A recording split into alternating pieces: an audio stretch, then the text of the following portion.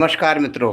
8 साल पुरानी वर्दी को जिसको कि हमने सेवानिवृत्ति के बाद उतार के खूंटी पे रख दिया था, आज मुझे धारण करनी पड़ी, इसलिए कि जो सेना से हम कमा करके लाए थे और मेरे सतपुली आवास पर मैंने आपको दिखाया भी सतपुली आवास, और इन मेडलों का और इन स्टारों का अब मेरे जीवन में कोई महत्व नहीं है, क्योंकि एक सैनिक की गुहार को आप लोगों ने न तो सराहा और न तो उसके पक्ष में आप खड़े हुए। न कोई नेता, मैं सतपाल महाराज जी से भी मिला, यहाँ के एनएच के सभी जो अधिकारी हैं उनसे भी मैं मिला और मैंने उनको पूरी बात बताई कि हमने 30 साल सेना में हम रहे और हमने इसकी ऊंच नीच बारीकियों को नहीं समझा कि क्या आप लोग रोड के चौड़ीकरण का क्या मान्यता है। लेकिन अभी जब देखा आपने कि गुमखाल को चौड़ीकरण से मुक्त रखा गया है। केंद्रीय मंत्रालय द्वारा निर्णय लिया गया कि गुमखाल और सतपुली बाजार में चौड़ीकरण नहीं किया जाएगा। राष्ट्रीय राजमार्ग 534 के सहायक अभियंता खुशवंत शर्मा ने बताया कि गुमखाल बाजार में केवल सुधारीकरण के साथ साथ सड़क के दोनों ओर नालियां बनाई जाएंगी। दुकानों अथवा भवनों को किसी प्रकार तोड़ा या हटाया नहीं जाएगा। पुली को भी चौड़ीकरण से मुक्त रखा गया है, लेकिन सिर्फ हमारे आवास पर ही नोटिस चस्पा रखा है, नोटिस लगा रखा है कि आपको हम 20 लाख रुपए बोले कि आपको मुआवजा देंगे, लेकिन जिसको हमने बॉर्डर पर रहकर के सीमाओं पर रहकर अपनी मेहनत से जिस घर को बनाया था उसकी हमें कीमत नहीं चाहिए। और अगर आप सरकारी पैसे का इतना ही दुरुपयोग करना चाहते हैं तो लाइए 1 करोड़ रुपए दीजिए, ताकि मैं कहीं पर अच्छी तरह से इस्टेब्लिश हो सकूं। और जब सतपुली में यहाँ पर झील बन रही है तो मेरा भी अधिकार है कि मैं भी अपने परिवार के साथ उस झील का अवलोकन करूँ।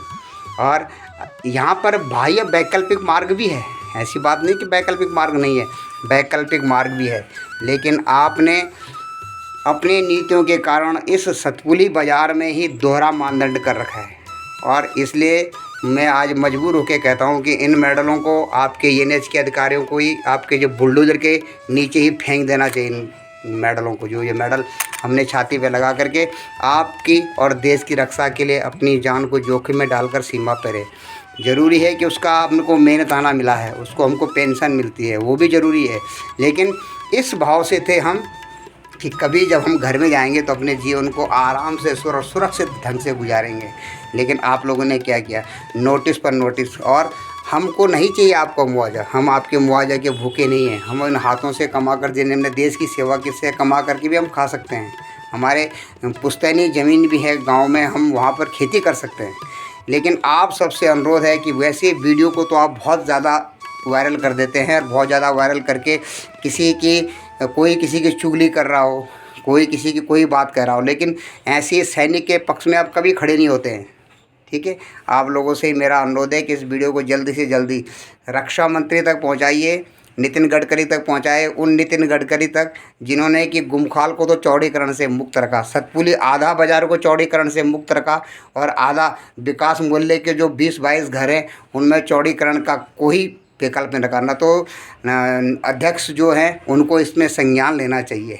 और यहाँ तक कि मैं खुद इस वर्दी के सहारे ही नहीं, मैं अपने स्थानीय लोगों के साथ मिलकर के जब जोगदंडे थे जिलाधिकारी, उनके पास भी गया, उनके पास भी मैंने यही बात रखी।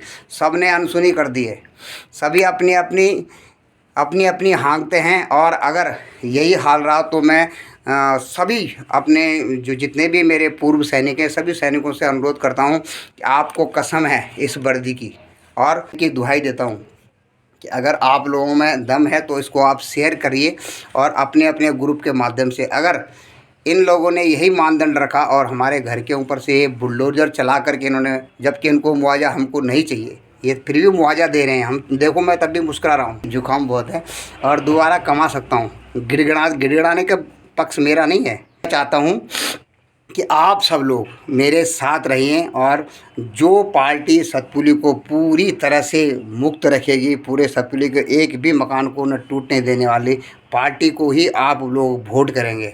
और इस वीडियो को जल्दी से जल्दी आप ऊपर लेवल तक पहुंचाएं। मैं भी अपने अधिकारियों को मैंने वीडियो बहुत भेजा है, सब प्रकार से उनको सूचित किया है कि मेरी सतपुली में जो दुकानें हैं कॉमर्शियल हैं उन पर काम चल रहा है, आपको दिखाऊंगा मैं। तो उन दुकानों पे रोज़गार चल रहा है, लोगों का लोग रोज़गार कर रहे हैं उन दुकानों से। और कुछ परिवार रहते हैं, जो परिवार जिनके बच्चे यहाँ पर पढ़ रहे हैं, और आप उस पर नोटिस चिपका देते हैं, तो वो बच्चे भी असमंजस में आ जाते हैं, परेशानी में आ जाते हैं कि हम कहाँ जाएंगे। अगर रोड चौड़ीकरण का विकल्प अगर आपके पास ये है कि बाह्य मार्ग निकालने के लिए हमने आवेदन भी किया है, तभी भी आप लोगों ने ध्यान नहीं दिया।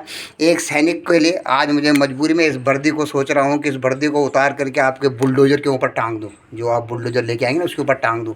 और ये जो मेडल छाती पे लगा रखे हैं, ये देश की गरिमा का सवाल है।